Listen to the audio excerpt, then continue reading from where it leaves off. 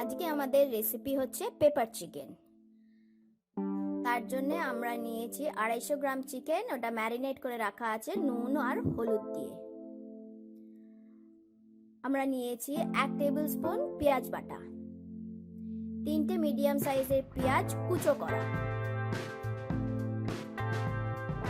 আদা বাটা 1.5 টেবিল চামচ,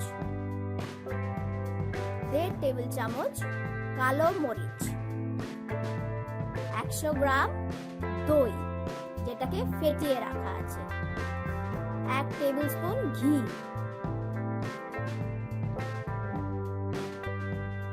1 table spoon turmeric powder মানে হলুদ গুঁড়ো, স্বাদ মতো নুন আর স্বাদ মতো চিনি। এবার আমরা রান্নাটাকে শুরু করব। প্রথমে ফ্রাইং প্যানে রিফাইন্ড অয়েল দেব 2 টেবিল চামচ। তেলটা একটু গরম হলে আমরা ওর মধ্যে পেঁয়াজ কুচিগুলো দিয়ে দেব।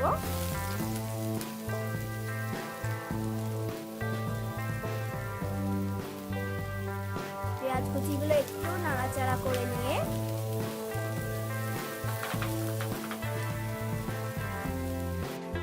যখন দেখবো পেঁয়াজ কুচির কালারটা একটু চেঞ্জ হয়েছে, তখন আমরা ওর মধ্যে 1 টেবিল চামচ চিনি দিয়ে দেবো, একটু নুন দিয়ে দেবো,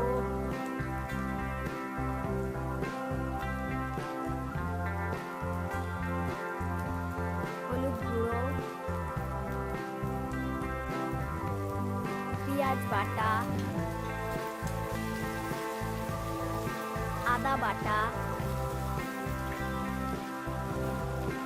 সব দিয়ে ভালো করে নাড়াচাড়া করে দেব।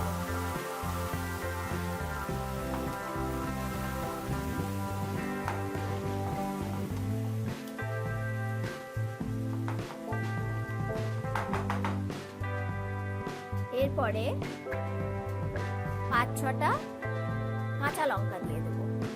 এবার ম্যারিনেটেড চিকেনগুলোকে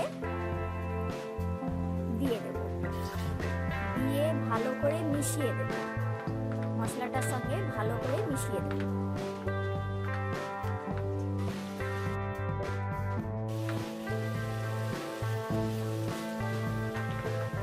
ভালো করে মেশাবার পর আমরা ওটাকে ঢাকা দিয়ে দিলাম যাতে চিকেনগুলো একটু সেদ্ধ হয়। মাঝে মাঝে একটু খুলে নাড়াচাড়া করে দেখে দেবেন, চিকেনগুলো নাড়িয়ে দেবেন। চিকেনটা সেদ্ধ হওয়ার অবধি দইটা ফেটিয়ে রেখেছিলাম, ওই দইটা দিয়ে মিক্স করে দেবেন। ভালো করে মিক্স করে দইটা যাতে দইয়ের গন্ধটা চলে যায় একটু 2-3 মিনিট ভালো করে ফোটাবেন। ফুটিয়ে যখন একটু মাখা মাখা হয়ে আসবে তখন ওর ভিতরে গোলমরিচ গুঁড়োটা দিয়ে দেবেন। গোলমরিচ গুঁড়োটা স্বাদ অনুসারেই দেবেন, যতটা ঝাল আপনাদের দরকার ততটাই দেবেন। গোলমরিচ গুঁড়োটা দিয়ে একটু নাড়াচাড়া করে যাতে ভালো করে মাখা হয়ে যায়। এবার ওইটাকে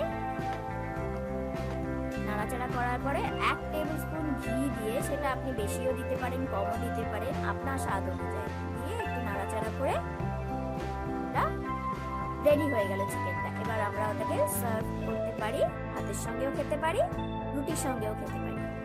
খেতে খুব সুস্বাদু হয়, আপনারা ট্রাই করে দেখতে পারেন।